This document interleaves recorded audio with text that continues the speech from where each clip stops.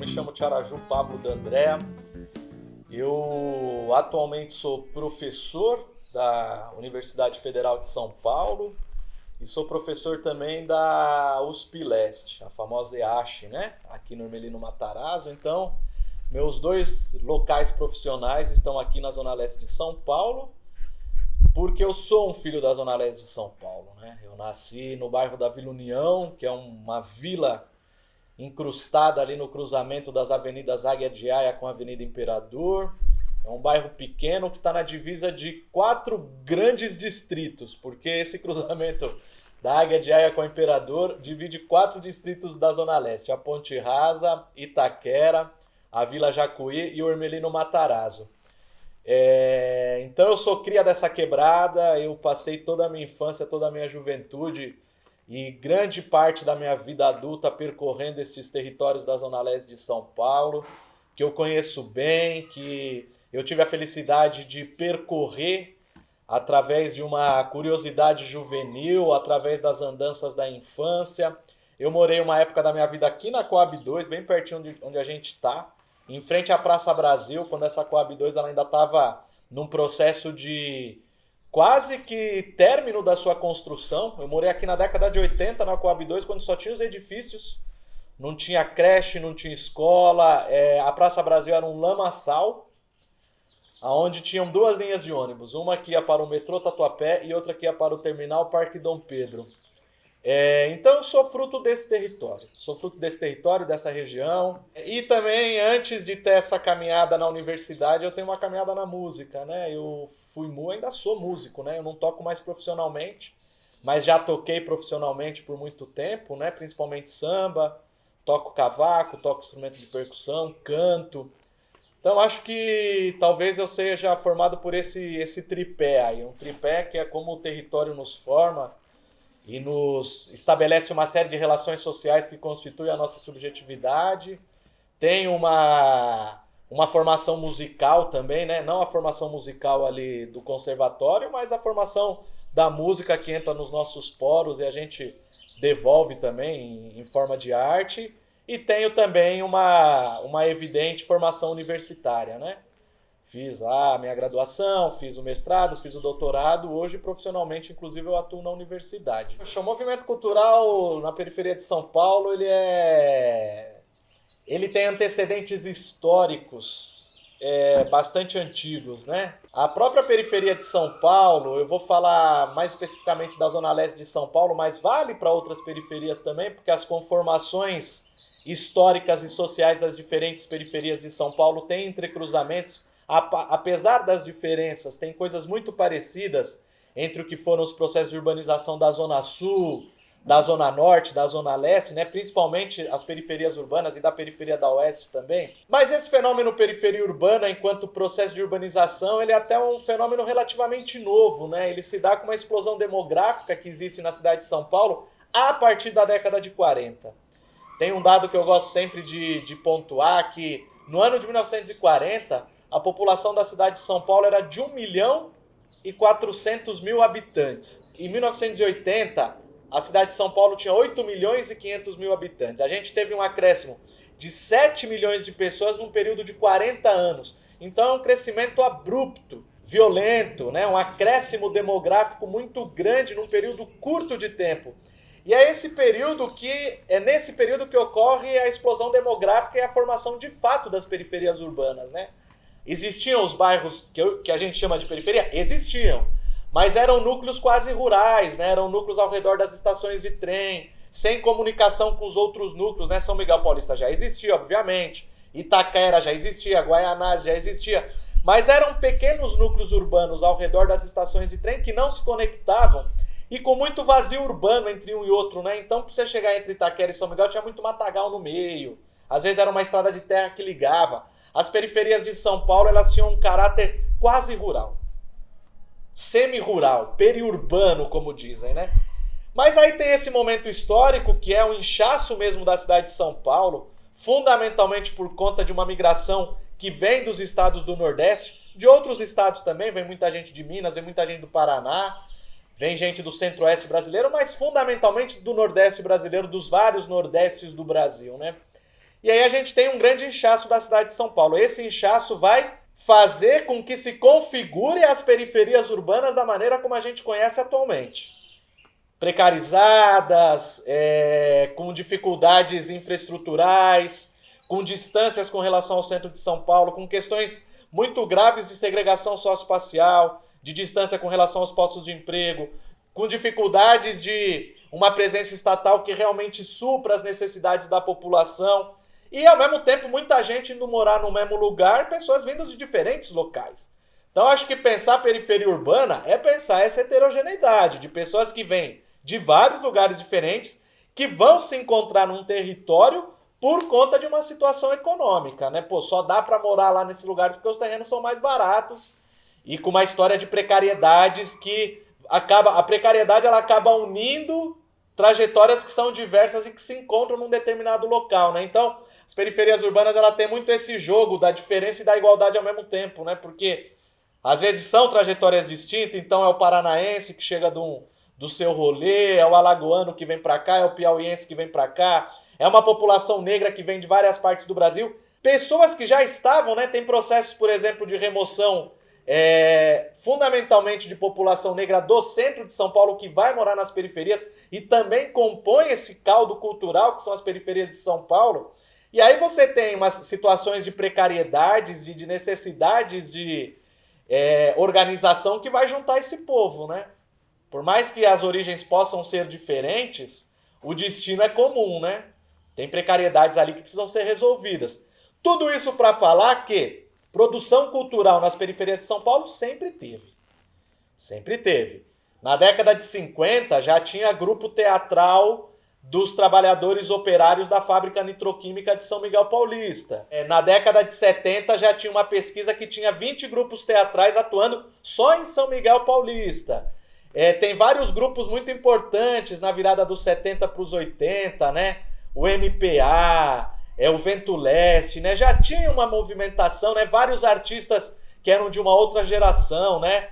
O Sacha Arcanjo, né? O pessoal que rodava essas quebradas aqui fazendo um som, que era um som que tinha uma lembrança do Nordeste, né? Tem muito artista popular aqui na Zona Leste de São Paulo que tem uma pegada meio Zé Ramalho, que tem uma pegada meio Zé Geraldo, porque os pais vieram do Nordeste, né?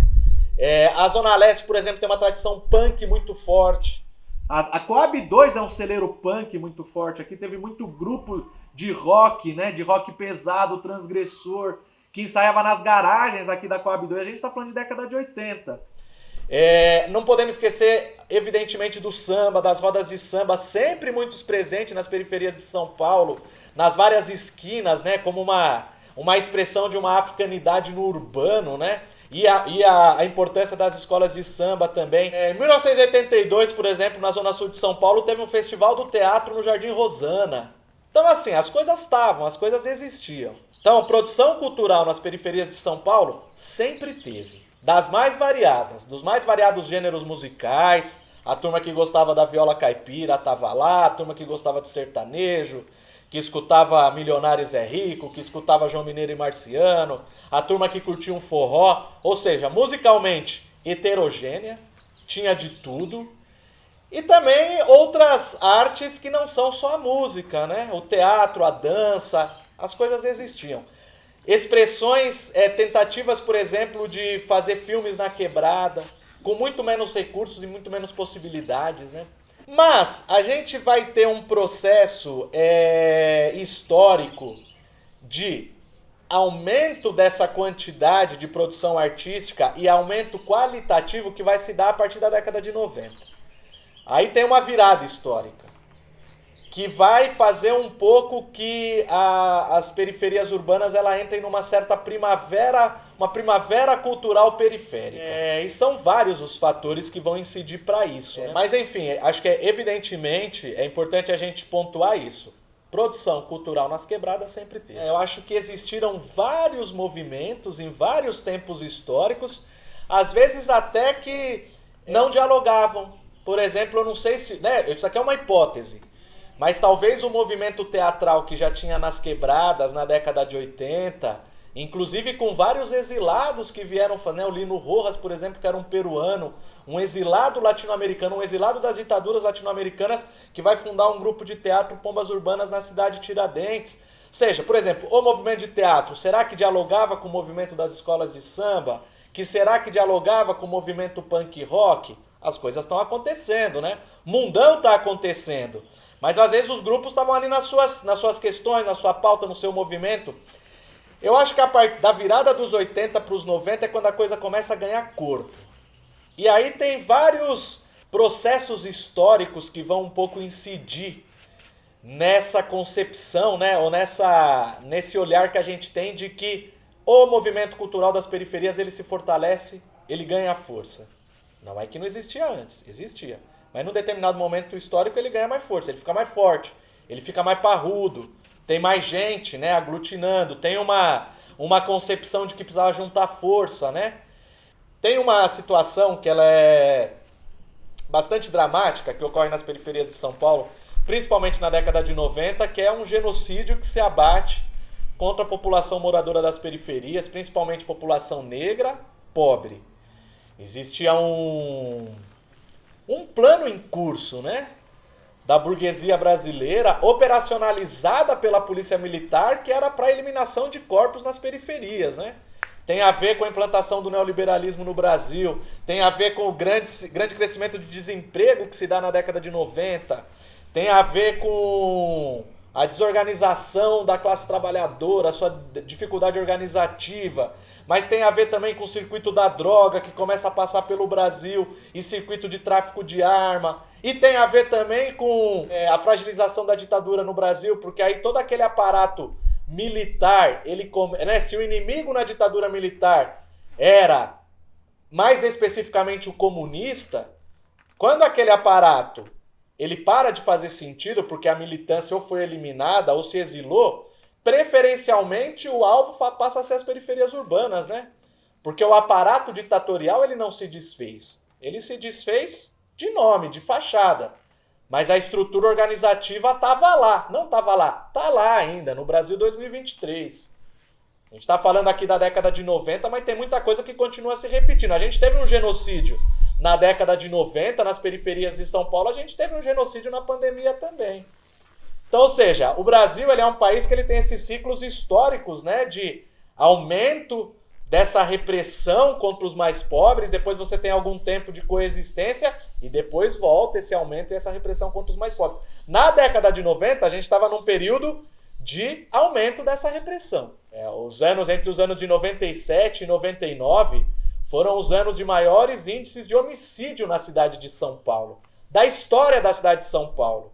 Nunca mais se repetiu e nunca para antes daquele momento. Tinha uma situação de uma guerra civil não declarada, né? Contra a população moradora das periferias, contra corpos pretos. Se matava mais gente em São Paulo do que países oficialmente em guerra, né? Tinha mais gente morrendo aqui do que em Bagdá. Ou na Colômbia, que tinha, de fato, uma guerra civil declarada. Essa violência, ela é uma das desencadeadoras de um movimento cultural como resposta ou tentativa de pacificar os territórios. A juventude moradora das quebradas começa a perceber que era necessário restituir o tecido social, era necessário estabelecer laços de confiança, era necessário visualizar que a vida fazia sentido numa situação de morte, de desespero, de horror. Então a arte, ela cumpre um pouco esse papel de, vamos tentar nos reorganizar para que a vida possa voltar a ter sentido, e a cultura e a arte, ela cumpre muito bem esse papel, né? Nesse período, tem um antecedente que eu acho que é fundamental, pensando nesse processo histórico, que é o movimento hip hop, porque ele dá um pouco as bases ideológicas, né? Tem uma denúncia feita ali pelo movimento hip hop na década de 90, cujos principais intelectuais orgânicos eram homens negros e jovens. E por que homens negros e jovens? Porque era o principal alvo da polícia, né? Então eles precisavam denunciar de alguma maneira a situação social que eles estavam passando. E se constituem como os principais intelectuais orgânicos da quebrada naquele momento. Então, o rap, ele ajuda um pouco a empurrar esse movimento, né? Primeiro como denúncia, mas também como autoafirmação, também como uma necessidade de denunciar o que estava acontecendo na quebrada, mas também de mudar os discursos sobre a quebrada, porque tem uma disputa ideológica, tem uma disputa de narrativa, mas não é só uma disputa de narrativa, é uma disputa de memória. É uma disputa um pouco de classificação sobre o que nós somos, né? A periferia, ela é pobreza e violência? Evidentemente que tem pobreza e violência. Não se pode escamotear a realidade. A pobreza e a violência, ela conforma a realidade da periferia. Só que a periferia ela é composta por outras coisas também. Ela também é beleza, ela também é potência, ela também é arte, ela também é cultura, ela também é criatividade, ela também é mobilização política, né? Eu acho que havia uma tentativa de ressemantização no sentido de ampliar o significado sobre o que nós somos de fato, né? Fugir um pouco dessa classificação que vinha de fora, né? Essa classificação externa de que vocês somente são isso. Não, ninguém está negando que na quebrada tem violência. Ninguém está negando que existe precariedade. Pelo contrário, isso daqui está aqui, constitui as nossas subjetividades e a gente precisa ultrapassar esse momento. Porém, também somos constituídos de outras coisas. Não apenas isso nos define, né? E juntamente, eu acho que essa disputa simbólica, essa disputa ideológica, tem ações práticas, né? O que são ações práticas? Pô, várias posses de hip hop aparecendo nas quebradas e formulando um discurso crítico, formulando um discurso de consciência política, de consciência social, de consciência de classe, de consciência racial, que às vezes já a esquerda talvez mais tradicional ela tinha perdido um pouco de espaço, não estava conseguindo dialogar. Mas aí depois também vem vários outros movimentos, né? No final da década de 90 a gente já começa a perceber, por exemplo, um crescimento das comunidades do samba, que vai fazer, né, por meio do samba, se capilarizar em vários territórios da cidade de São Paulo, né? Desde Projeto Nosso Samba de Osasco, a Samba da Vela, a Samba da Feira, a Instituto do Samba, a Berço do Samba de São Mateus, a Samba do Congo da Brasilândia, a Colombolo de Apiratininga, né? Você tem um movimento de comunidade do samba em São Paulo forte, né? Pagode da 27 no Grajaú. Você tem um movimento forte que está no rolê do samba, que está fazendo uma discussão crítica com as escolas de samba, que está fazendo uma discussão crítica com a industrialização do pagode, que está pensando, pô, a gente precisa estar no território, a gente precisa formar comunidade. Em paralelo com o rolê do samba tem o rolê da literatura marginal, né? Que aí são escritores e escritoras oriundas das quebradas que estão querendo contar suas histórias, estão querendo falar dos seus territórios, estão querendo formular sobre si mesmos, né? E sobre si mesmas. Ou às vezes não, às vezes estão querendo criar ficção, e é legítimo que o artista da quebrada também crie ficção, né? Não precisa necessariamente estar fazendo a narrativa da quebrada, mas tem um movimento forte de literatura marginal, né? Que vai aí produzir várias escritoras e escritores, e o movimento da literatura marginal ou literatura periférica vai impulsionar o movimento dos slams posteriormente, né? Porque a poesia falada, e aí a gente tem todo um rolê de slams e de saraus na cidade de São Paulo que é muito importante, né? Sarau que dizem os umbigos, sarau da brasa, sarau elo da corrente, sarau do binho, coperifa. Então são vários movimentos que eles vão acontecendo ao mesmo tempo em várias linguagens artísticas distintas, mas que talvez tenham como um pressuposto comum essa necessidade de se expressar politicamente por meio da arte. Eu acho que não tem uma pressuposição de que é apenas a arte em si. Não que não seja legítimo, mas eu acho que é indissociável quando se pensa a arte na quebrada uma relação política e uma relação com o território, né? Não é só produzir a arte pela arte.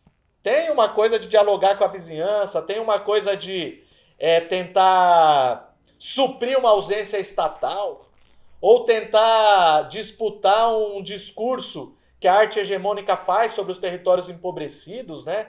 Ou faz sobre os territórios periféricos, né? Então eu acho que as distintas linguagens artísticas, que são várias, é o rap, é o fluxo do funk, é a roda de samba, é a literatura marginal, é cineclube de audiovisual, é o povo da dança, é o povo do teatro, tem um movimento de teatro nas quebradas forte demais.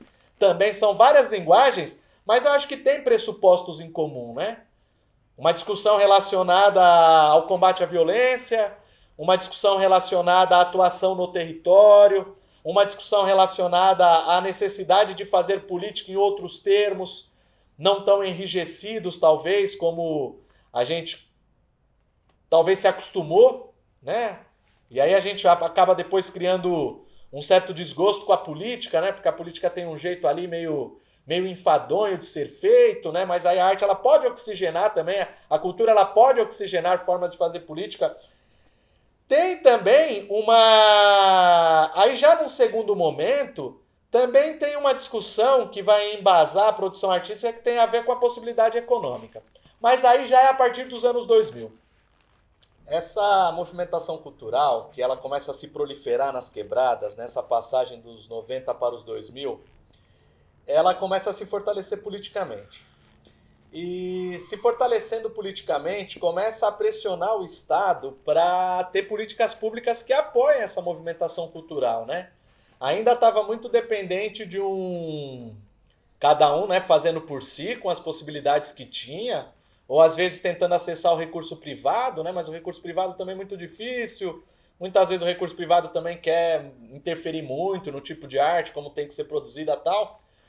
E aí a gente começa a ter, a partir dos anos 2000, um outro fenômeno, que é o recurso público para a cultura em editais específicos, né? Então, o Vai é um símbolo evidente, né? A partir de 2004. Depois o Vai 2. Os pontos de cultura já, né? Formulados pelo Gilberto Gil, quando era ministro da Cultura, entre 2005 e 2010. Mas tem essa questão de um recurso que vem do governo federal, por meio dos pontos de cultura, ou por meio de editais de empresas públicas também, né? Teve muito edital da Petrobras para cultura, por exemplo, naquele período que vai de 2005 a 2010, mais ou menos, a 2012. Conforme o recurso chega, isso faz girar uma engrenagem positiva para o movimento, porque você já tem um movimento que está crescendo, que está evoluindo, que está se capilarizando nas quebradas, ou que está reforçando iniciativas que já existiam nas quebradas, que está fazendo ações práticas, mas ao mesmo tempo está fazendo combate ideológico, né? Está disputando na sociedade o tipo de construção narrativa que se faz sobre as periferias, né? Você tem um debate ideológico colocado. Quando o recurso público começa a chegar de uma maneira um pouco mais vultosa, você consegue produzir arte e cultura de uma maneira melhor, porque você consegue ter mais recursos. E ao mesmo tempo você consegue atrair mais pessoas, né? O jovem, ele começa a perceber que é mais interessante ele participar de um coletivo de audiovisual do que trabalhar no McDonald's, do que trabalhar de telemarketing, né? Ou seja, começa a crescer também a quantidade de pessoas que se aglutinam nesses coletivos culturais. E aí tem uma questão de ordem econômica. Pessoal, ninguém ficou rico fazendo arte na quebrada. E muitas vezes o recurso que chegava por meio do edital tinha que ser complementado por um outro trampo. Mas, tendo o recurso, fica mais tranquilo para você desenvolver a sua arte. Certo? Esse crescimento, ele vai redundar numa das maiores expressões da força política do movimento cultural das periferias, que foi a luta pela implementação da Lei de Fomento à Cultura das Periferias. Que é uma luta que começa desde 2010, 2011, uma discussão de que era necessário haver um recurso específico para as coletividades que produzem arte nas quebradas, a partir de uma constatação de que o recurso, né, a riqueza na cidade de São Paulo, ela se distribui desigualmente. Você tem distritos, você tem bairros da cidade onde o poder público já investe de uma maneira muito mais vultosa, né? E esses distritos estão na zona sudoeste, aonde já estão os mais ricos, né? Ou seja, o Estado ele potencializava uma desigualdade.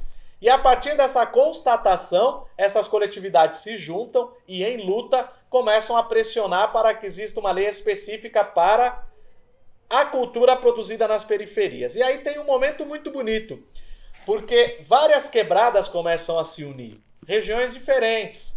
A Zona Sul se juntando com a Zona Leste, se juntando com a Zona Norte. Várias quebradas, vários distritos. A cidade de São Paulo é muito grande.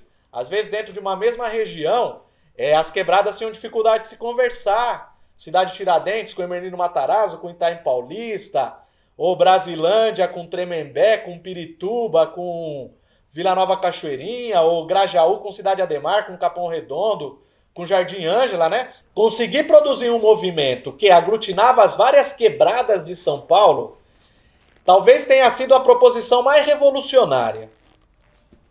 Porque é uma proposição de que a gente está reatualizando aquela premissa trabalhadores do mundo univos.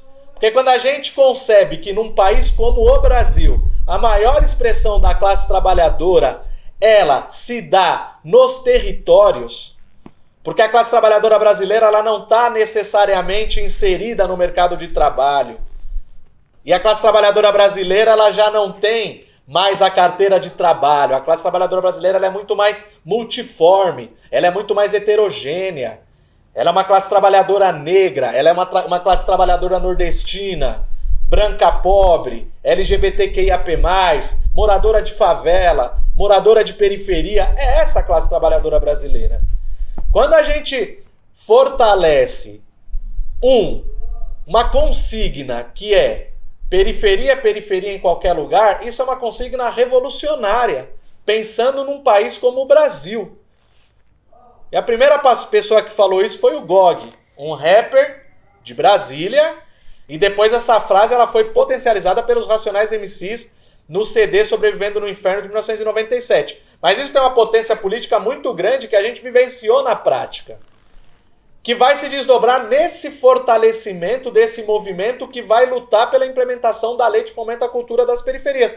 E foram vários debates, foram várias reuniões, foram vários encontros, ali naquele período que vai de 2010 até 2013. A partir de 2013 começa uma formulação coletiva da lei. Os movimentos sentam e começam eles mesmos a redigir uma lei de iniciativa popular, com a dificuldade que a gente tem de formular uma lei, porque a lei é uma peça jurídica. Você precisa saber como é que funcionam os artigos, os incisos, os parágrafos. Quem que da quebrada aprendeu isso? Quem que da quebrada que foi fazer arte e cultura? Quem vai fazer arte e cultura vai aprender o que é Ré menor e o relativo de Ré menor, ou vai aprender a fazer bonecão, ou vai aprender a mexer com tecido, mas não. Teve que sentar e aprender como é que funciona o Estado na sua burocracia interna, né? O Estado no seu juridiquês, o Estado e as suas relações políticas, né? E existe uma luta que dura 3 anos, que é a escrita da lei e a pressão pela aprovação da lei. Esse período vai de 2013 a 2016. E a lei é aprovada em 2016. A Lei de Fomento à Cultura das Periferias, ela existe até hoje, não da maneira como a gente sonhou, porque o recurso não é o que a gente gostaria, e porque sempre tem algumas modificações no meio do caminho, mas é uma lei que ela questiona a maneira como o Estado distribui os recursos. E, na prática, ajuda e ajudou muitas coletividades a existirem nas quebradas de São Paulo. Na pandemia, muita gente se alimentou com esse recurso que chegava pela Lei de Fomento à Cultura das Periferias. Essa lei de fomento ela vai inspirar outras leis de fomento. A Lei de Fomento ao Samba, a Lei de Fomento ao Forró, a Lei de Fomento ao Reggae. Ou seja, várias linguagens depois começam a perceber que é necessário também ter recursos próprios, ter fomentos próprios para que a sua arte consiga ser produzida, né? Consiga se estabelecer, consiga continuar fazendo o seu trabalho artístico-cultural, que é também um trabalho social. Todo o processo de transformação social, ele tem um processo de transformação das ideias. A gente precisa compreender o movimento cultural das periferias como um movimento artístico de um período histórico relativamente longo e que tem uma incidência nas relações sociais e na sociedade. A gente precisa compreender o movimento artístico das periferias como a gente discute o tropicalismo, como a gente discute a bossa nova, como a gente discute os muralistas mexicanos, como a gente discute a literatura russa. A gente tem que dar esse estatuto, essa compreensão, porque a produção artística das periferias e a produção cultural das periferias, ela expressa relações sociais, ela expressa relações políticas, ela expressa experimentos estéticos. E a estética na arte, ela é de suma importância. E essa produção cultural das periferias, nas suas distintas faces, mas conformando um movimento amplo, vai interagir com uma série de processos históricos que ocorreram no Brasil nos últimos 30 anos. De fortalecimento das periferias, de fortalecimento da organização das periferias, de uma necessidade de estar nos espaços instituídos, de disputar o Estado por dentro, de reorganizar a classe trabalhadora a partir do momento histórico e das condições da classe trabalhadora brasileira contemporânea. Tem todo um jogo de relações entre a produção artística e esse mundo vivido, esse mundo prático. Porém, a gente também precisa compreender que houveram muitos reveses na política brasileira nos últimos anos. O que eu quero dizer é que um projeto formulado a partir das periferias à esquerda, ele também conflita com outros projetos políticos de direita na sociedade brasileira e também capilarizado nas periferias. A gente não pode ocultar que a classe trabalhadora brasileira e a população moradora das periferias sofreu derrotas históricas nos últimos anos. A gente hoje lida com o fascismo, a gente lida com uma extrema-direita que cresceu na sociedade brasileira e o movimento cultural das periferias, ele também se ressente desse crescimento do pensamento conservador na nossa sociedade. A história está em disputa sempre.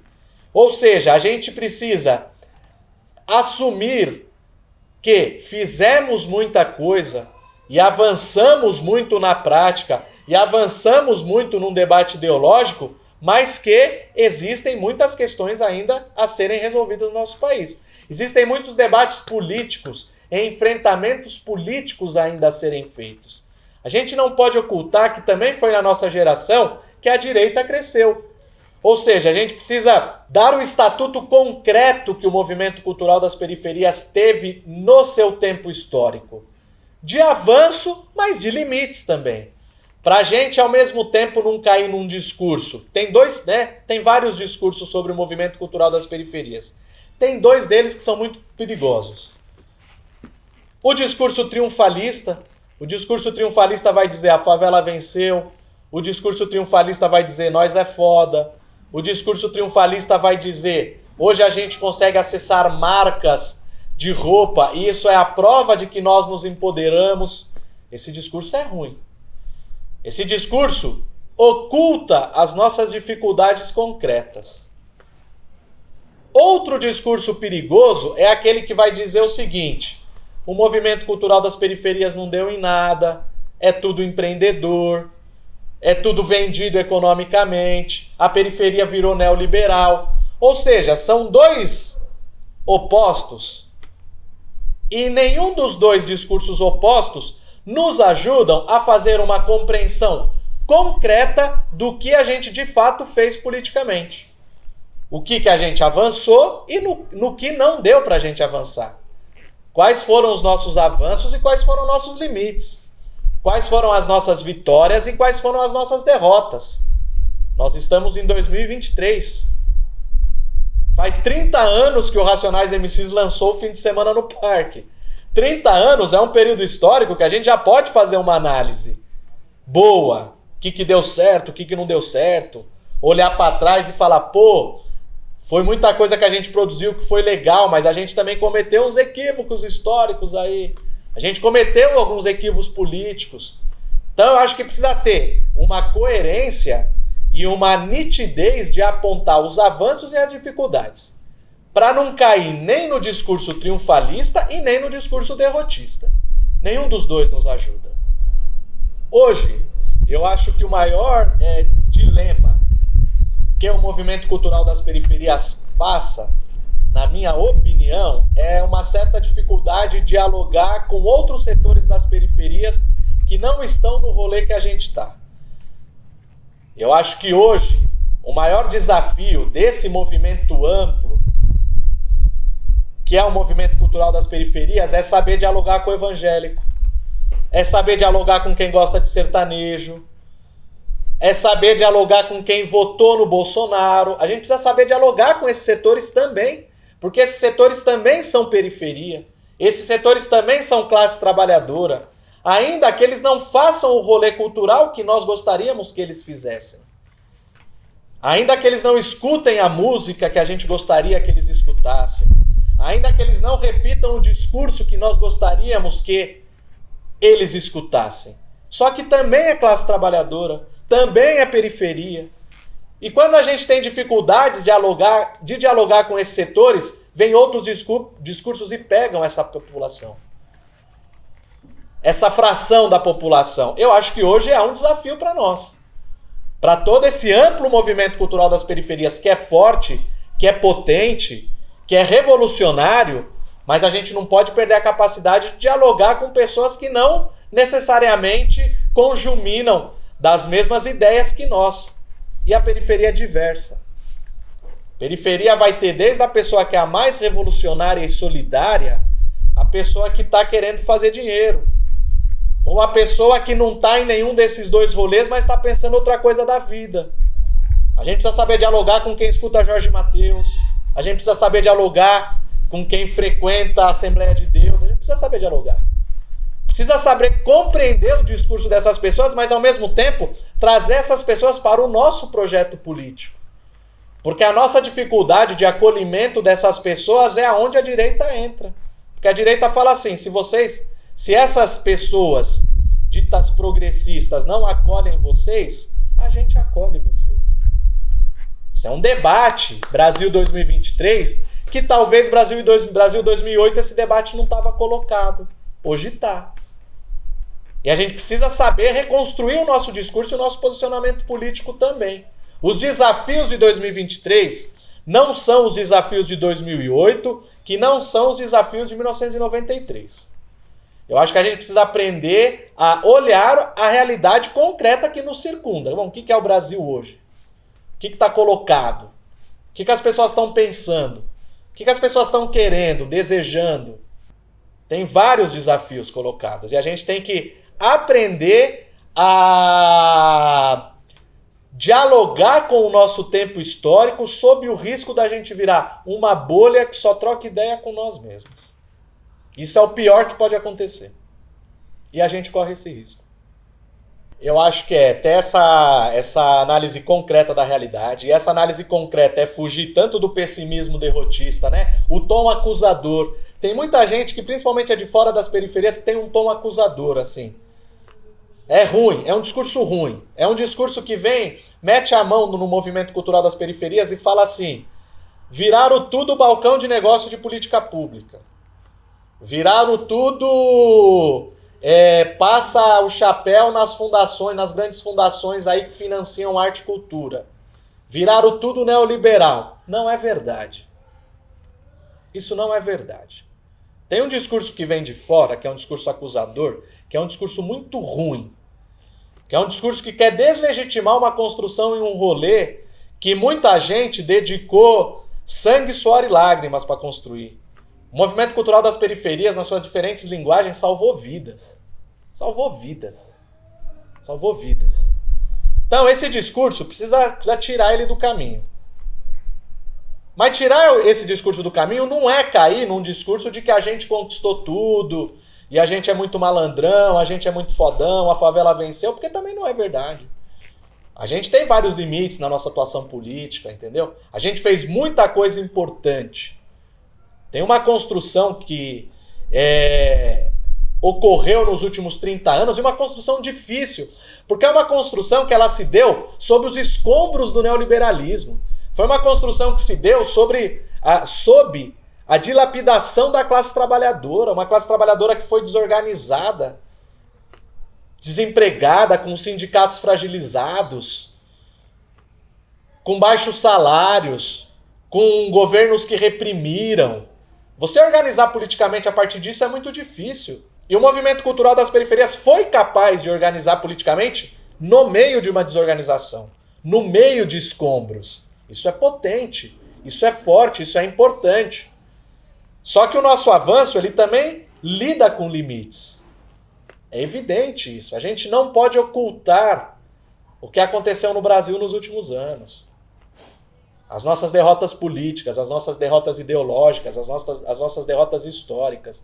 Então a boa análise, ela para, respira fundo, olha para trás, olha a caminhada, tenta reconstruir essa caminhada, perceber o que de bom foi feito, o que de potente foi feito, aonde que estão os limites. Para a partir daí projetar quais os passos que quer dar. E aí eu não tenho dúvidas de que o que a gente chama de esquerda no Brasil, a esquerda slogan, e aí a esquerda slogan, ela virou, isso é muito ruim, viu gente, o que eu vou falar é muito ruim, mas é uma constatação da realidade. Infelizmente, no Brasil hoje, falar esquerda é pensar numa classe média ilustrada que está na universidade e mora em bairros da Zona Oeste de São Paulo. As pessoas começaram a... Como a classe trabalhadora ou as classes populares, elas têm um certo distanciamento da burguesia ou do elitismo, começou a enxergar na esquerda brasileira expressões de elitismo. Isso é ruim para nós. Por quê? Porque esquerda, de fato, é classe trabalhadora organizada. Esquerda, de fato, são amplos setores da nossa sociedade, favelas, periferias, setores da classe média também, setores da classe trabalhadora que têm um projeto em comum. Porém, a gente perde a disputa ideológica quando apenas um pequeno setor da classe média acaba sendo intitulada de esquerda. Nós somos a esquerda. Historicamente, no mundo todo foi assim. A classe trabalhadora é a esquerda. A classe trabalhadora organizada é a esquerda. A periferia que tem um projeto é a esquerda. E nós precisamos romper essa barreira. E romper essa barreira passa também por destituir desses setores da classe média essa arrogância de se auto-intitularem a verdadeira esquerda. Quando, na verdade, o melhor projeto político do Brasil à esquerda vem das favelas, vem das periferias. Não vem desse setor da elite cultural.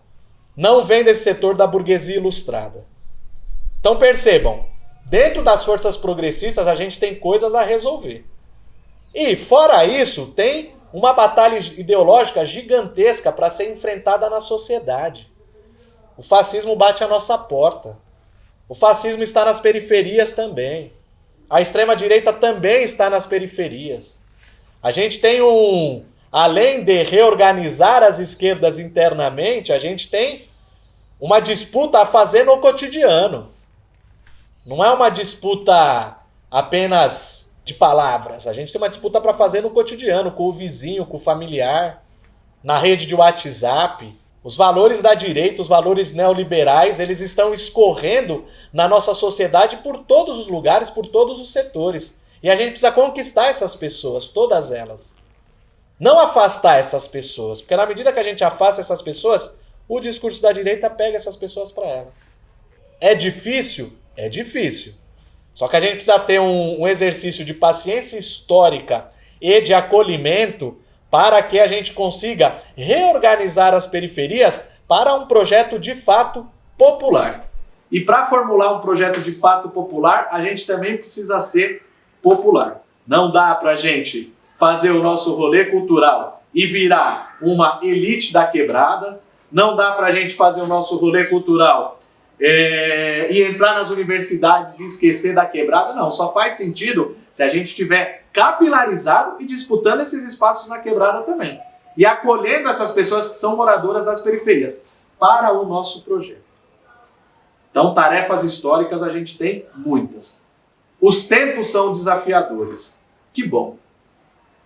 Não, acho que é difícil falar de modelo, né? Toda organização ela tem suas contradições, né? Todo processo tem as suas contradições, né? Pô, a gente pega aqui onde a gente está agora. Cordão folclórico de Itaquera. Sucatas ambulantes, fazendo um trampo. Poderia falar de vários outros. Mas fazendo um trampo na quebrada, passando uma visão, fazendo política por meio da arte, levando bonecão pra rua, levando batucada pra rua, tendo uma conexão com a história do Brasil, com uma ancestralidade brasileira, contando histórias, aglutinando pessoas por meio da arte, por meio da cultura. Isso é fazer política. Isso é transformação social. Isso é disputar espaços. A juventude que vem num espaço desse aqui, que tem capoeira, que tem folclore, que tem cultura popular, ela não está indo para outros espaços onde o pensamento fascista está dando as cartas, entendeu? E é difícil se manter. A gente sabe manter um espaço na quebrada, né? Estamos falando desse aqui porque estamos aqui. Mas vários espaços na quebrada, Ocupação Coragem, grupos de teatro e tantos outros que estão fazendo um trabalho cotidiano no território. Né? A pessoa fala tanto de trabalho de base, né? Isso aqui é trabalho de base. Sem ficar estendendo o cartaz, né? Eu faço trabalho de base. Não, isso aqui é trabalho de base. É estar junto com o povo, é estar junto com a população, é passar uma mensagem, é fortalecer subjetivamente essas pessoas, é fortalecer objetivamente, porque aí você tem possibilidades de formação de relações sociais, você tem possibilidades econômicas, passa a ser um polo gerador de distribuição de renda também para o bairro, né? Passa a ser um polo de referência, um local de referência política, né? Quem dera a gente tivesse muito mais espaços nas quebradas com esse ponto de vista, né? Tem muita coisa acontecendo? Tem muita coisa acontecendo. Que bom se fosse a gente tivesse muito mais coisas acontecendo. Porque a gente também precisa de braço, de perna, né? Disputar espaços políticos na sociedade. Você precisa de braço, de perna, de gente, de disposição. Quantos grupamentos culturais não acabaram porque não teve mais como dar conta do rolê, né? Porque tem que trampar, porque não tem quem cuida, porque acabou o fomento. A gente sabe que o rolê é louco, a gente sabe que o rolê é difícil. Se manter, aí tem a questão do espaço. Aí vem a prefeitura e quer tirar, aí tem que fazer luta para se manter no espaço. Que é o rolê da ocupação Matheus Santos, lá no Hermelino Matarazzo, da Coragem aqui no Coab 2, a toda hora, da Quilombac lá em Perus, a toda hora o poder público ameaçando, não, vai ter que sair. Cine Campinho em Guaianazes. Os casos são vários.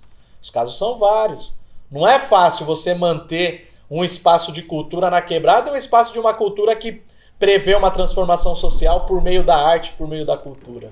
Mas tem que ser feito. E palmas para quem está fazendo, né? Palmas para quem está fazendo.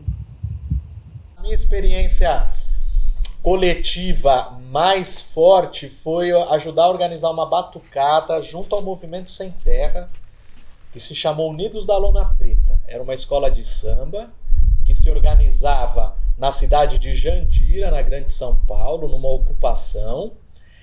A Unidos da Lona Preta ela foi uma experiência que durou entre 2005 e 2015, e eu estive entre 2008 e 2015 direto, durante 7 anos. Eu fui um dos coordenadores do processo, eu também era o mestre de bateria da batucada e ajudava a compor os sambas. Inclusive no YouTube estão disponíveis os sambas gravados da Unidos da Lona Preta, se alguém quiser ver.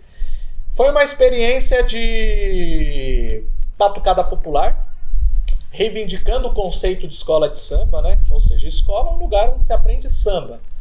Não necessariamente no modelo mercadológico ou financeirizado. A gente não é contra as escolas de samba de maneira nenhuma. Tem toda uma história, né? Tem todo um legado das escolas de samba, mas como todo o processo é contraditório, a gente também percebe que às vezes as escolas de samba, né, entraram numa perspectiva mais comercial. A gente queria um pouco resguardar a perspectiva de pensar a escola de samba como um espaço onde se aprende samba. Eu acho que tinha uma potência, né? A potência da música, a potência da batucada, né? De pessoas batucando junto na rua. É uma coisa muito forte. De pessoas cantando a mesma canção, né? Essa coisa de cantar a mesma coisa junto é uma metáfora do que pode ser a vida em coletivo, né? Uma metáfora do que pode ser o movimento social. Tinha 30, 35, 40 pessoas, dependendo do ano. A gente compunha os nossos sambas, os sambas enredos, compunha de forma coletiva, tentava fazer um exercício ali de todos participarem, todos contribuírem. As temáticas eram escolhidas coletivamente também por meio de votação, então eram temáticas que tinham a ver com a dinâmica das lutas, né? A gente propunha temáticas.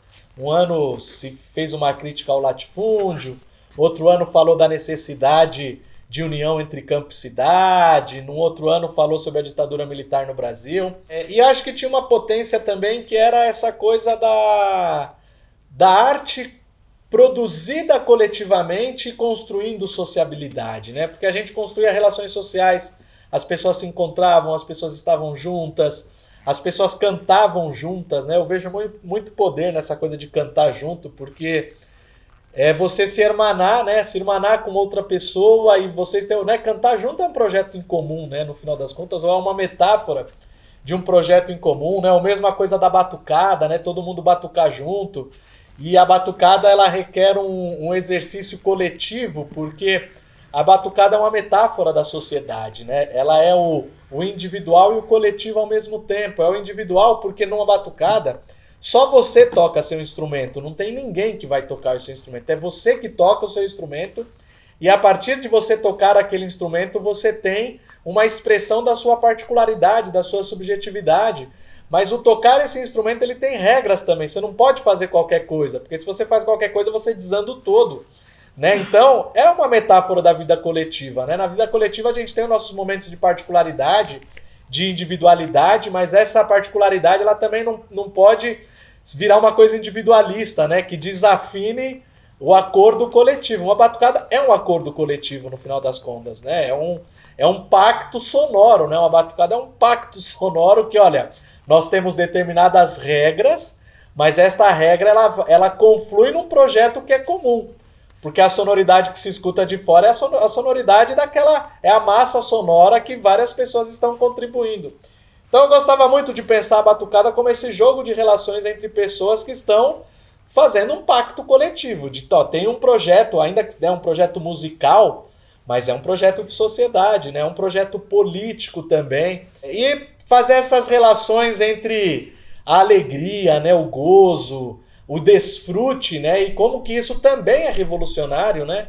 Você ter a possibilidade do seu corpo ser feliz, né? Você ter a felicidade de ter uma relação com o instrumento musical e se sentir bem a partir dessa relação. E como essa relação com a arte, ela também pode projetar novas formas de pensar a política, né? Então, na Unidos da Lona Preta, a gente pensava todas essas coisas, todas essas relações, o diálogo com a sociedade, né? As proposições do Movimento Sem Terra. Então talvez tenha sido a experiência que eu participei mais aprofundadamente. Ensaiávamos lá em Jandira, na Grande São Paulo, numa ocupação, num local bastante empobrecido. Foi uma experiência bastante bonita, assim, bastante bacana. Em paralelo, né, eu também sempre tive o meu rolê de samba, né, de cantar samba. E depois comecei a escrever, né? Tem esse livro aqui, que é a Formação das Sujeitos e Sujeitos Periféricos, lançado em 2022, mas esse livro é resultado do meu doutorado, que foi publicado em 2013. O livro só saiu em 2022. O livro é um pouco... é o doutorado, mas também ele atualiza o doutorado, porque o Brasil de 2013 não é mais o Brasil de 2020... Não, melhor, o Brasil de 2022 não era mais o Brasil de 2013. Então o livro ele avança alguns debates que já estavam na tese de 2013. Eu prefiro o livro, eu gosto muito da tese que é de 2013, mas eu acho que o livro ele tem uma mensagem mais direta, além dele teoricamente estar melhor embasado. Tem esse livrinho aqui que eu escrevi na pandemia, que é o 40 Ideias de Periferia, História, Conjuntura e Pós-Pandemia, que é um livrinho bem curtinho, pequenininho, para ler no busão. 40 ideias bem curtas sobre o que seja periferia urbana e de alguns debates que ocorrem nas periferias urbanas. E o Reflexões Periféricas ele foi publicado em 2021. É um livro coletivo que foi publicado pelo Centro de Estudos Periféricos, o CEP. Foi uma pesquisa que eu ajudei a coordenar, onde a gente fala de 10 eixos diferentes: cultura, habitação, gênero, participação popular, transporte, educação, saúde, infâncias, trabalho, violência, genocídio e racismo. Então tem 10 temáticas e tem proposições para cada uma dessas temáticas. Não é só reflexão, tem também proposição. Eu não consigo dissociar esse rolê de escrever livros com o rolê de estar junto na batucada com o povo, né? Eu acho que são formas diferentes de dizer a mesma coisa, né? Um projeto popular para o Brasil. Né? Como disse o Leandro Vieira, hoje carnavalesco da Imperatriz Leopoldinense. Na época que ele disse essa frase, ele era carnavalesco da Estação 1ª de Mangueira. A função da escola de samba é politizar seu povo. Isso a gente pode falar para qualquer outro tipo de expressão artística. Pessoas que se reúnem, que moram num determinado território, que se reúnem num determinado espaço para produzir arte junto, para produzir cultura junto, para formular um discurso junto, para produzir um projeto político junto, isso é um avanço. À medida que você consegue potencializar esse teu projeto para mais e mais pessoas, evidentemente é um avanço. Vamos pegar a experiência das escolas. A gente era uma mini escola de samba pequenininha que cumpria um papel num determinado momento histórico num território. Mas vamos pensar, por exemplo, o que é a história da Estação 1ª de Mangueira. Uma escola de samba numa favela empobrecida do Rio de Janeiro, formada por negras e negros recém-libertos, muitos oriundos da Bahia ou oriundos das fazendas de café do estado do Rio de Janeiro, que numa favela constroem uma escola de samba e aquilo passa a ser a principal referência social e política daquelas pessoas. Ou se a gente pensa na Nenê de Vila Matilde, na Zona Leste de São Paulo, ou se a gente pensa a escola de samba Vai-Vai no Bexiga, né? Essas organizações, elas têm uma evidente função social. Uma função social é uma função política. Aglutinar pessoas para um projeto social e político, que está em disputa. Obviamente tem as suas contradições, tem seus caminhos e seus descaminhos no decorrer da história. Eu acho que o principal aprendizado que nós temos é a necessidade de fortalecer a organização popular no território, e a cultura ela cumpre um papel fundamental nisso. Porque se a gente não faz essa disputa política no território, a direita faz. A gente está no capitalismo, né? No capitalismo na sua fase neoliberal fascista. Periferias urbanas são constituídas de pessoas, na sua maioria, empobrecidas. Pessoas empobrecidas têm necessidades econômicas. A arte ela é uma possibilidade de ascensão social. O discurso da ascensão social, o discurso da visibilidade, isso encanta muita gente e seduz muita gente, né?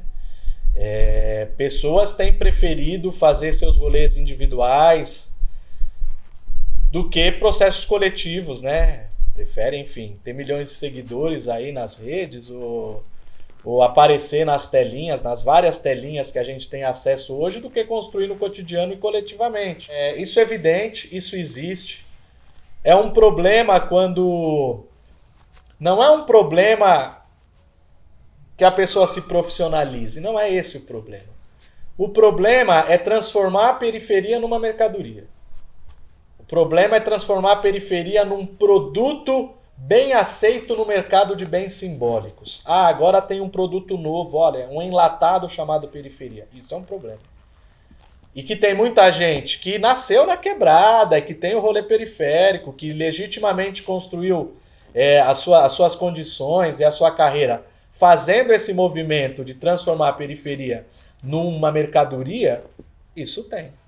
Evidentemente tem. Assim como tem outras pessoas lutando para que as periferias sejam locais com melhores condições de vida, não necessariamente passando por vender a alma pro diabo, entendeu? Eu acho que tem que disputar o Estado, sim, mas não pode se limitar a isso. Eu acho que precisa ter uma inteligência de ter um pé dentro e um pé fora. Construir autonomamente nos territórios, envolvendo pessoas, construindo junto com as pessoas. Não é construindo para as pessoas nem pelas pessoas, é construindo com as pessoas, é construindo com a classe, é construindo com a favela, é construindo com a periferia. Tá no meio da Coab, fazendo coisas juntas com essa população que habita esse território. Mas é importante disputar as vias institucionais, não se limitando a isso. E é importante ter um horizonte político, aonde se quer chegar. Eu acho que sem um projeto político, a nossa atuação ela fica limitada. E é importante que, inclusive, os grupamentos culturais tenham um projeto político bem evidente, né? E o nosso projeto político é uma sociedade sem classes, é uma sociedade sem racismo, é uma sociedade sem machismo, sem patriarcado, e tem muitas lutas a serem travadas, mas toda grande marcha começa com o primeiro passo. E organizar no território é um passo imprescindível. Fundamentalmente num país como o Brasil, onde grandes parcelas da população vivem, trabalham e sonham nos territórios populares, nos territórios periféricos, onde constituem sociabilidade, onde constituem relações humanas, onde constrói suas identidades. Então, eu faço uma aposta política no movimento cultural das periferias e nas ações culturais que existem nas periferias, para que a gente de fato consiga se emancipar politicamente e se emancipar humanamente também. Tem um debate que os coletivos culturais eles auxiliam, que é um debate que está para além dos coletivos, mas que os coletivos fazem parte também, que é um debate sobre o urbano, sobre a disputa pela cidade, sobre a disputa sobre os territórios da cidade, sobre os terrenos que existem na cidade.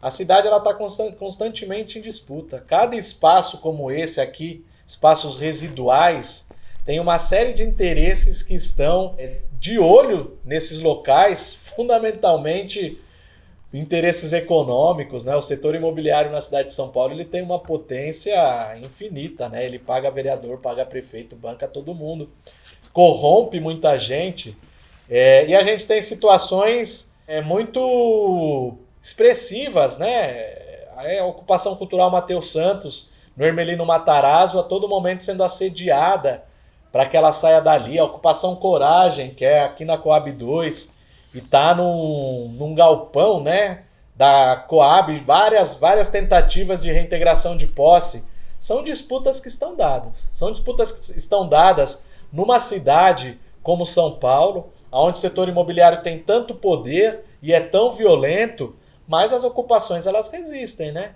Elas resistem e tem que fazer esse enfrentamento também, porque para se capilarizar no território, é importante você ter uma base no território, você ter um espaço no território. Eu acho que o processo das reintegrações de posse, elas fazem parte da luta de classes no urbano. A luta ela está sempre ocorrendo.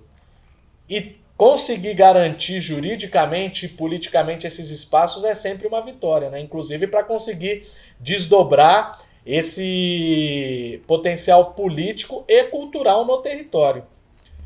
Mas é um debate. Eu acho que o debate urbano é um debate que precisa ser feito e os coletivos culturais, querendo ou não, eles estão nesse debate. Porque a espacialidade deles, a presença física desses coletivos culturais incomoda muita gente.